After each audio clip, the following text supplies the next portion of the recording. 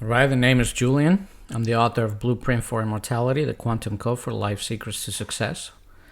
And newly published, Life is a Game, the Quantum Code for Life's Principles for Success. The name of this riff is God wants you to be financially wealthy, prosperous, and rich. So yes, God wants you to be wealthy. And quantum mechanics proves that this is true. Nature proves that God desires for you to be rich. And how can you know for sure? And what are we talking about here specifically? In this riff specifically, I am saying that God or life, the universe, desires that you experience financial and physical wealth and prosperity. How can you know this without a shadow of doubt? Pay close attention to the following facts about nature and life. Life is governed by laws of physics. This means that you accept that life is completely programmed with rules that govern all atomic structure in the universe. It creates a contextual field for which you and I can experience life. This means that all reality that has happened, all reality that exists or potentially can exist, can happen because all potentials of experience are already programmed into the universal mainframe. Think of everything you experience, whether you perceive it as good or bad. And we have been trained to judge the bad because of our reaction to events. So do keep that in mind. Our challenge has been is that these things such as war, crime, poverty, tyranny, natural catastrophes, the potential for dictators, yes, all these things that we judge as bad, and they are bad, all of it can happen. And we know that because things like these have happened and continue to happen. Yes, all potential realities of experience exist so that everything else that we call good experiences can exist. It all has to be in order for all of it to mean anything. To illustrate, examine how light shines through what seems to be an expanse of darkness when we stare at the night sky. That's what we observe. We see these stars shining through the darkness. We know light naturally shines through the darkness. So specifically in this context, this subject, money, financial prosperity, financial wealth, physical opulence. These things have always been a contrasting experience to the experience of poverty and lack. Life teaches that one experience lets you feel good about yourself. It enhances your experience to a certain extent.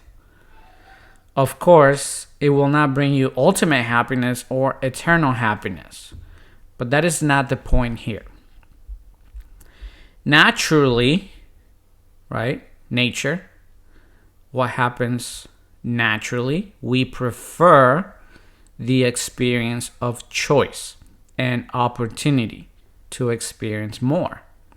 And money facilitates those desires. Our natural response to poverty, psychosomatically, factually, has generally a negative reaction in our body and our mind. There is no honor in poverty or lack. The concept does not uplift, nor does it enhance your experience. It limits your potential and who you are. That being said, we have to accept both objective phenomena, for they exist as realities. It's what happens. It's real. And by definition, both experiences have been created since the inception of the universe as potential realities of experience. These observations are undeniable. Quantum superposition, quantum tunneling, and the laws of magnetic rhythm are all concepts of fact.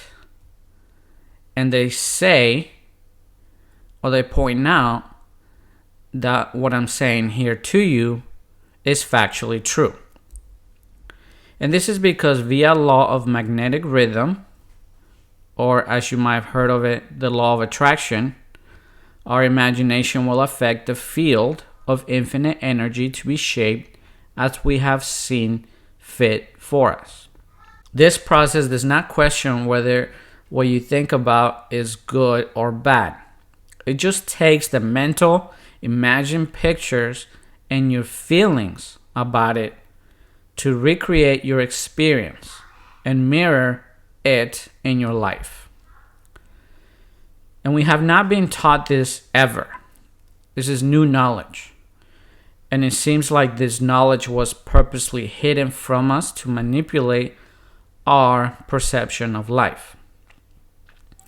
This, of course, was created so that humanity will be easily controlled. Think about it. If you manipulate mass mental focus, you can create massively via other people's perceptions. Can you see the potential for gain to those who have kept this knowledge to themselves? And I will be writing a book about the what happened, when did it happen, where did it happen, who was making it happen, how they were making it happen, and why they were doing these things to us.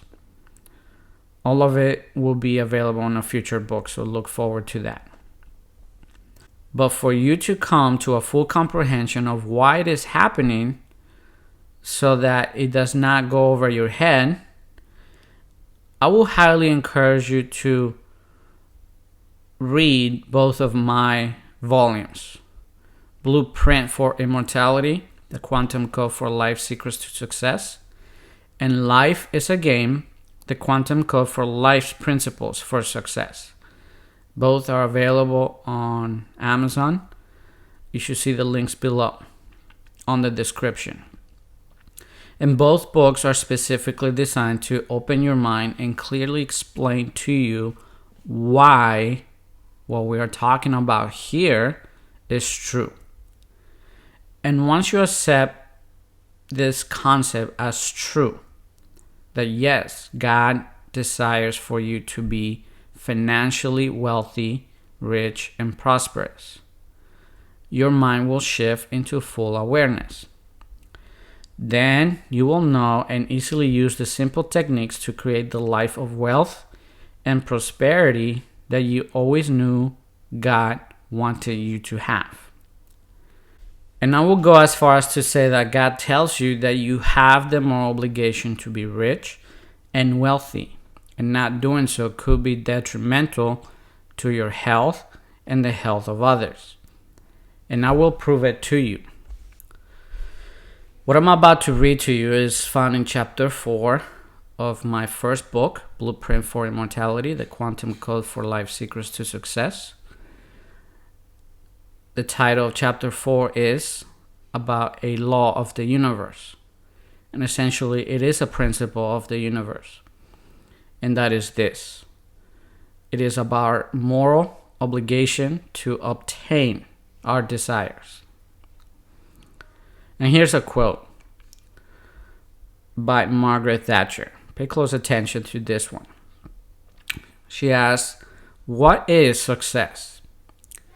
I think it is a mixture of having a flair for the thing you are doing, knowing that it is not enough, and that you have got to have hard work and a certain sense of purpose."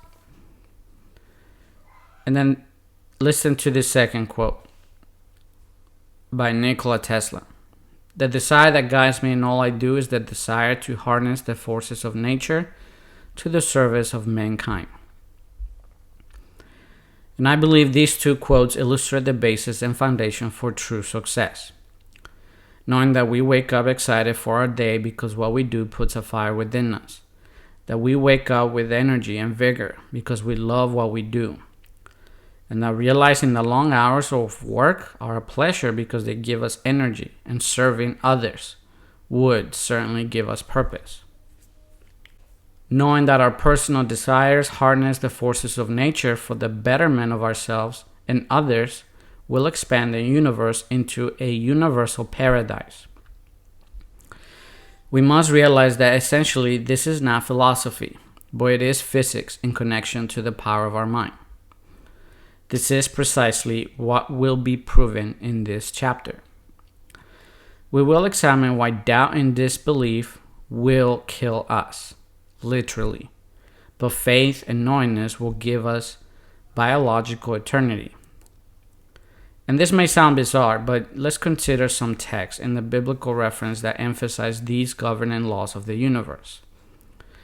As mentioned before, we will examine these ideas in the light of quantum physics and other quotes from a world-renowned scientist who has been considered to be a genius and possibly the greatest inventor of all time.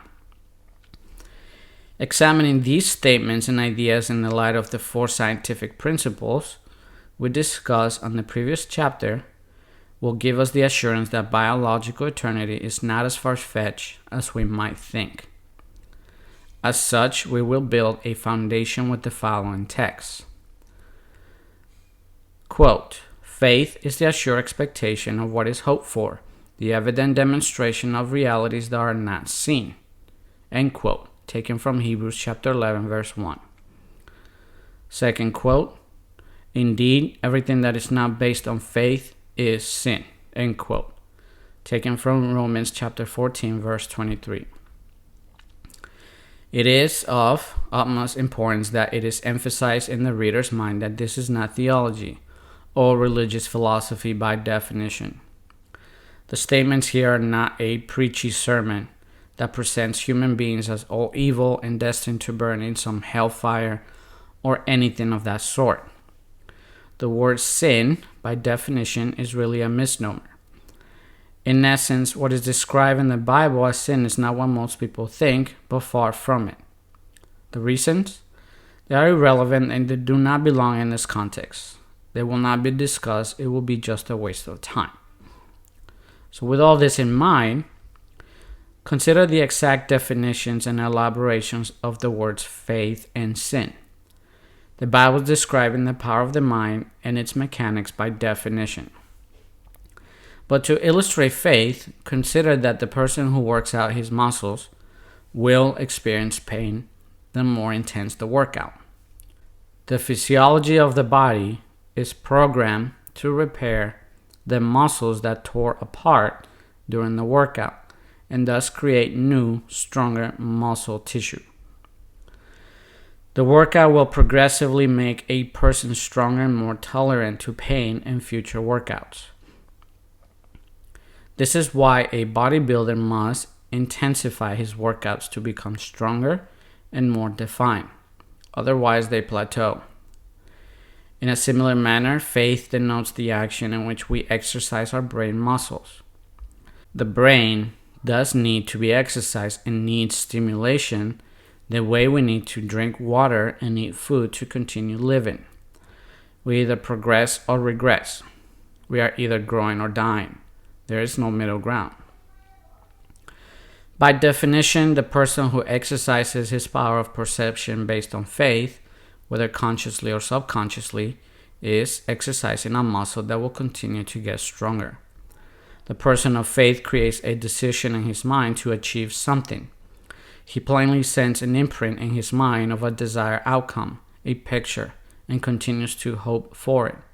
He thinks about it as much as he can with hope, or the assured expectation of it.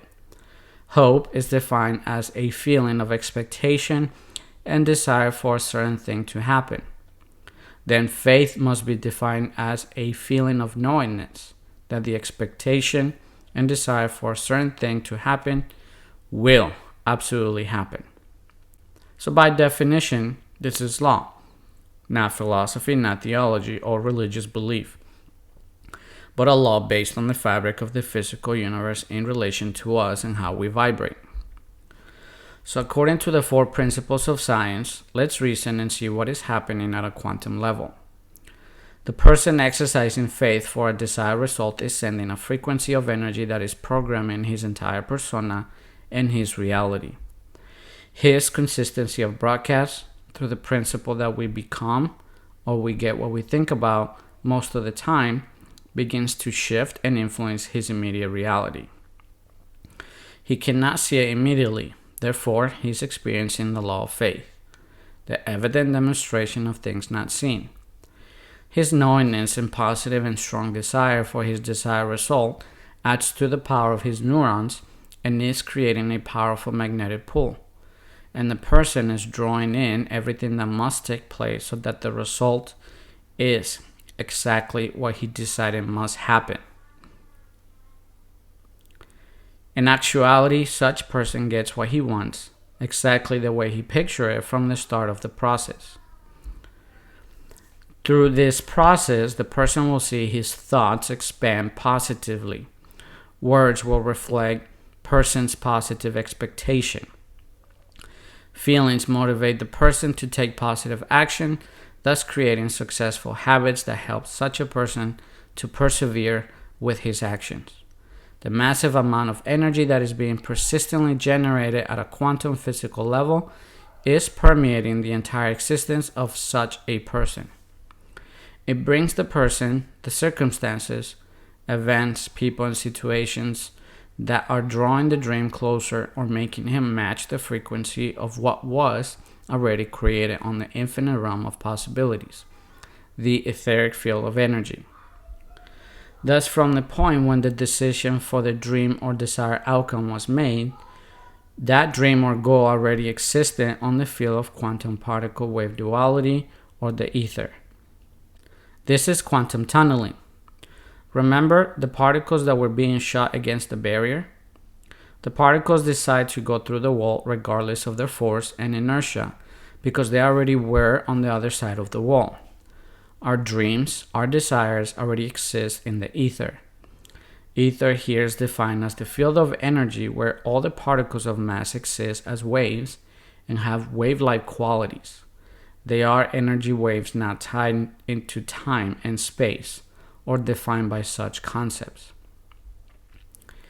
A more precise definition of ether in physics is, quote-unquote, a very rare field and highly elastic substance formerly believed to permeate all space, including the interstices between the particles of matter and the medium whose vibrations constituted light and other electromagnetic radiation. It is emphasized that the ether and all the particles in waveform are not the same, but that one is a result of the other. But it will be used as a parallel to describe where all creative decisions reside as a probability of existence. Thus, the ether and particle wave duality are closely related, although not the same. For illustrative purposes, it is encouraged for the reader to watch the Matrix trilogy, filmed and directed by the Wachowskis. Many of these principles are clearly defined throughout the movies. It helps the movie viewer to understand through illustrations what is the ether or the matrix. Quote, the same inexorable agents which prevent a mass from changing suddenly its velocity will likewise resist the force of new knowledge until time gradually modifies human thought. End quote, by Nikola Tesla. This quote gives a tremendous amount of data on drawing powerful conclusions in connection to our ability to create what we desire based on a brain transmission of frequency.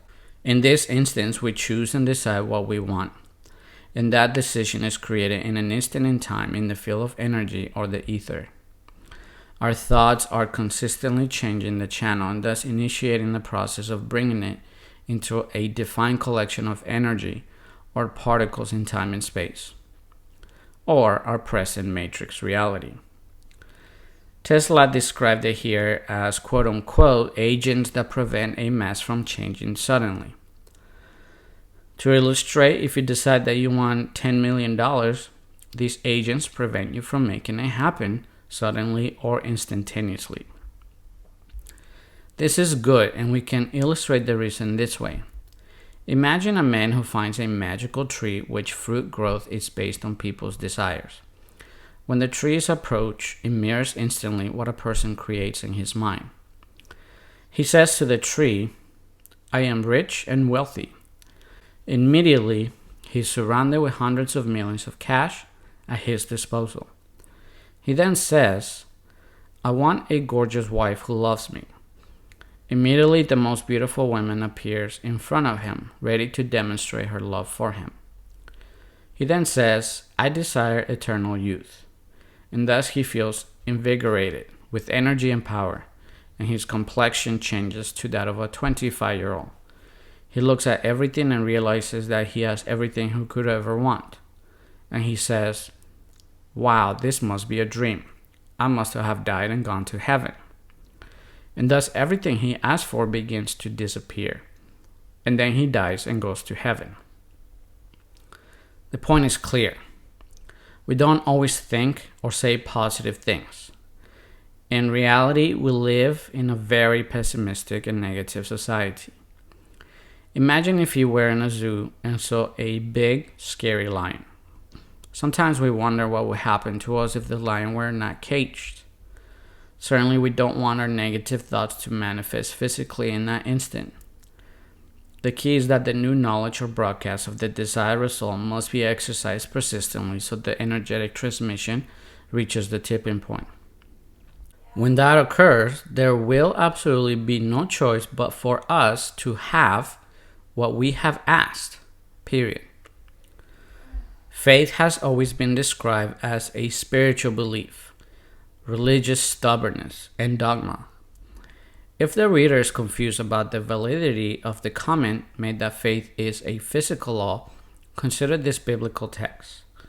Quote, where then is the boasting? There is no place for it. Through what law? That of works? No, indeed, but through the law of faith. End quote. Taken from Romans chapter 3, verse 27.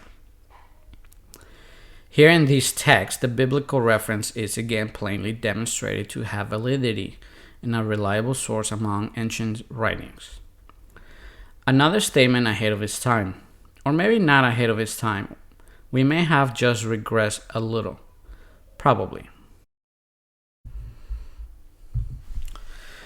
Okay, this is the end of this riff. I highly suggest, if you have not already done so, to support this channel by buying this book that is being read to you. Life is a Game, The Quantum Code for Life's Principles for Success, and my previous volume, Blueprint for Immortality, The Quantum Code for Life's Secrets to Success. Also, go ahead and put a like on this video if you feel it is valuable. Also, share this with loved ones, friends, and this will help raise awareness of this kind of life-changing knowledge.